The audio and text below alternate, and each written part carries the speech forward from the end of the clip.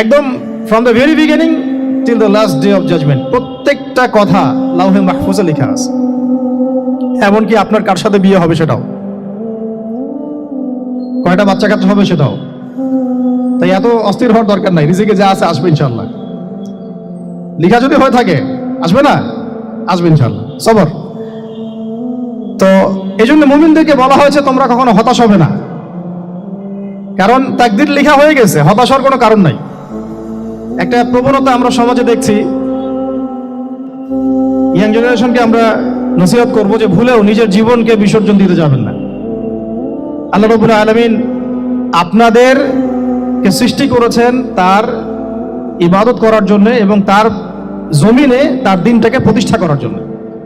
হেলায় খেলায় আপনার জীবনটা নষ্ট করবেন না, ঠিক আছে ভাই? আল্লাহ বোঝার তৌফিক দান করেন।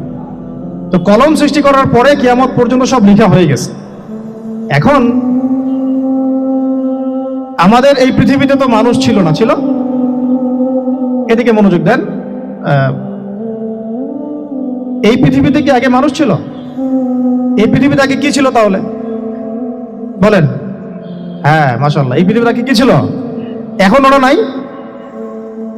সবার সাথেই কিন্তু একটা করে আছে, কমপক্ষে কয়টা করে? সবার সাথে কমপক্ষে একটা করে। আর কোন কোন জায়গা আছে যেখানে জিনের বড় বড় আকড়া আছে। পৃথিবীতে যে জায়গাগুলো থেকে ইসলাম বিরোধী অপতৎপরতাগুলো চলে, ওখানে জিনের আকড়া বেশি। আর কথা বুঝতে পারছেন? তো জিন জাতিকে আল্লাহ পাক ধ্বংস করে দিয়েছেন তাদের পাপের কারণে, আল্লাহ দ্রোহিতার কারণে, অবাধ্যতার কারণে।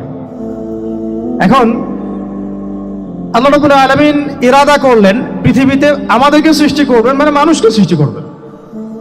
আল্লাহ পাক তার সমস্ত ফেরেশতাদেরকে একত্রিত করলেন। ঘটনাটা কিন্তু খুব ইন্টারেস্টিং। আমি জানি এখানে ওলামায়ে কেরামও আছেন, তবে আমি সবার জন্য প্রযোজ্য হয় এমন কথা বলারই চেষ্টা করছি, কারণ অনেকে হয়তো এগুলো নাও জানতে পারে। তো আল্লাহ পাকের ভাষায় আমি যদি বলি, আল্লাহ রাব্বুল আলামিন বলছেন, বা'দা আউযু বিল্লাহি মিনাশ শাইতানির রাজীম, ওয়াইয ক্বালা রাব্বুকা লিল মালায়েকা ইন্নী জাইলুন ফিল আরদি খলিফা। হে নবী মুহাম্মদ সাল্লাল্লাহু আলাইহি ওয়াসাল্লাম, তুমি স্মরণ করো সেই সময়ের কথা যখন আল্লাহ তোমার রব সমস্ত ফেরেশতাদেরকে ডেকে বলেছিলেন যে ইন্নী জাইলুন ফিল আরদি খলিফা, আমি জমিনে মানে পৃথিবীতে আমার খলিফা পাঠাতে চাই। কি পাঠাতে চাই? আরো জোরে বলেন। আল্লাহ পাক বলেননি পৃথিবীতে মানুষ পাঠাতে চাই, পৃথিবীতে নতুন কোনো মাখলুক পাঠাতে চাই। আমাদেরকে আল্লাহ পাক সম্মানের শব্দে সম্মানিত করেছেন, বিশেষায়িত করেছেন। আমাদেরকে বলেছেন আমরা আল্লাহর খলিফা, আমরা আল্লাহর খলিফা। এখন আমরা আল্লাহর খলিফা, কিন্তু পৃথিবীতে মানুষ খিলাফা শব্দ সহ্য করতে পারে না। হ্যাঁ, কি অদ্ভুত না? এটা কোরআনের কি শেষের দিকে আছে না প্রথম দিকে আছে? সূরা বাকারার একদম শুরুর দিকে 3টা 4টা 5টা পৃষ্ঠা উল্টালে দেখবেন এই একটা আছে।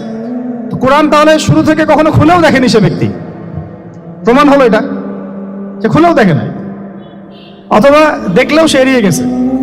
আল্লাহ পাক আমাদেরকে বললেন যে পৃথিবীতে আমি আমার খলিফা পাঠাতে চাই।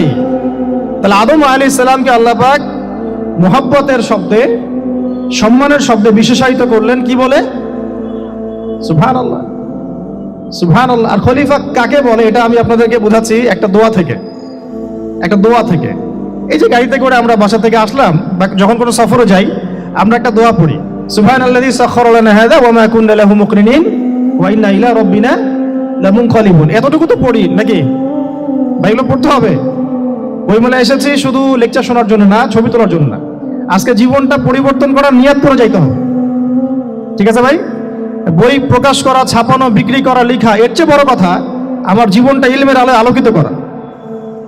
আমি বই লিখলাম ধরেন একটা, আমার মধ্যে সেই আমল নাই, লাভ নাই? লাভ আছে? আমি বই ছাপাইছি 100, 200, 500, 1000, আমি নিজেই আমল করি না, হবে? আগে আমল জরুরি। ইলমের সাথে আমলটা খুব বেশি জরুরি। আলেম তাকেই বলা হয় যে ইলম অনুযায়ী আমল করে। তাহলে আল্লাহ পাক বলেন লিমা তাকুলুনা মা লা তাফআলুন, তোমরা এমন কথা কেন বলো যে আমল নিজেরাই করো না? কাবুরা মাকতান ইনদাল্লাহ আন তাকুলু মা লা তাফআলুন, আল্লাহর কাছে সবচেয়ে গর্হিত একটা অপরাধ তোমরা একটা কথা বলবা কিন্তু আমল করবা না। তো দোয়াটা মুখস্থ করবেন। এই দোয়ার নিচে একটা অংশ আছে, আল্লাহুম্মা আনতা সাহিবু ফিস সাফারি, আমার কথাটা শুনেন, খলিফার অর্থটা বুঝেন। অনেকে তো অনেকভাবে ব্যাখ্যা করে আর কি। আল্লাহুম্মা আনতা সাহিবু ফিস সাফারি, আল্লাহ তুমি এই সফরে আমার সাথী। সফরে বের হওয়ার সময় দোয়া পড়ছি আমরা, আল্লাহুম্মা আনতা সাহিবু ফিস সাফারি, আল্লাহ তুমি এই সফরে আমার সাথী। ওয়াল খলিফাতু ফিল আহলি ওয়া মালি, আল্লাহ আমি তো বাসায় নাই, আমার বাসার আহাল মালের খলিফা হচ্ছে তুমি আল্লাহ। তাহলে খলিফা শব্দ দিয়ে কি বুঝলেন? আল্লাহ আমার বাসার আহাল মালের খলিফা মানে কি? আমার স্থলাভিষিক্ত তুমি আল্লাহ, আমি ওখানে নাই বাসায়, আমি সফরে বের হয়ে গেছি, আমার স্ত্রী, আমার সন্তান, আমার মাল, আমার জান, এগুলোর দায়িত্ব তোমার, তুমি খলিফা। কত চমৎকার দোয়া। তাহলে পৃথিবীতে আমি আমার খলিফা পাঠাতে চাচ্ছি, তার অর্থ কি? আল্লাহ রাব্বুল আলামিন এই পৃথিবীতে আমাদেরকে তার প্রতিনিধি বানিয়েছেন। সুবহানাল্লাহ, সুবহানাল্লাহ। তাহলে আমরা নিজেদের আত্মপরিচয় ভুলে গেলাম যে আমরা আল্লাহর প্রতিনিধি পৃথিবীতে, তাই না? আমরা এখন আব্রাহাম লিঙ্কনের পূজা করতেছি। আব্রাহাম লিঙ্কনের পূজা তো বুঝেন না আপনারা, এটা হচ্ছে ওই যে সকল ডেমোক্রেসির পূজা আর কি। আল্লাহ পাক বলছেন ওয়াল্লামা আদামাল আসমাআ কুল্লাহা, আল্লাহ বলছেন আমি আদমকে এই মহাবিশ্বের যত নাম আছে, নাউন্স, ইসম, সব শিক্ষা দিয়েছি। সুবহানাল্লাহ। এই মহাবিশ্বের যত নাম, এখানে ইসম শব্দের অর্থ কিন্তু জ্ঞান। ইসম মানে কি? এখানে জ্ঞান। মহাবিশ্বের যে জ্ঞানগুলো আছে, এই জ্ঞানগুলো আল্লাহ পাক আমাদের আদি পিতাকে শিক্ষা দিয়েছেন। আমাদের আদি পিতাকে আল্লাহ নিজে শিক্ষা দিয়েছেন। সৃষ্টিগতভাবে আমরা জ্ঞানী ছিলাম না, আল্লাহ পাক আমাদেরকে জ্ঞান শিক্ষা দিয়েছেন। আমরা ফিলোসফির বইগুলো খুললে দেখবেন ওখানে বুদ্ধিবাদ নামে একটা মতবাদ আছে।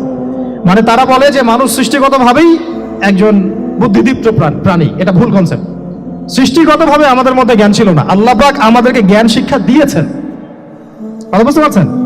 একটা মতবাদ তাদের আছে অভিজ্ঞতাবাদ, মানে মানুষ অভিজ্ঞতা থেকেই শিখে। আরেকটা আছে সমন্বয় মতবাদ, আপনারা তো এগুলো অনেকে পড়েছেন হয়তো। এর বাইরে যে একটা মতবাদ আছে যে আল্লাহ পক্ষ থেকে ওহী ভিত্তিক মানুষ জ্ঞান শিখে, এই মতবাদ কোনো দার্শনিকের বইয়ে স্থান পেল না। কি আফসোস, কি আফসোস। অথচ মুসলিম ঘরের দার্শনিক তারা। আমরাও পড়েছি ভাই 4 বছর এই কারণে গেলেই।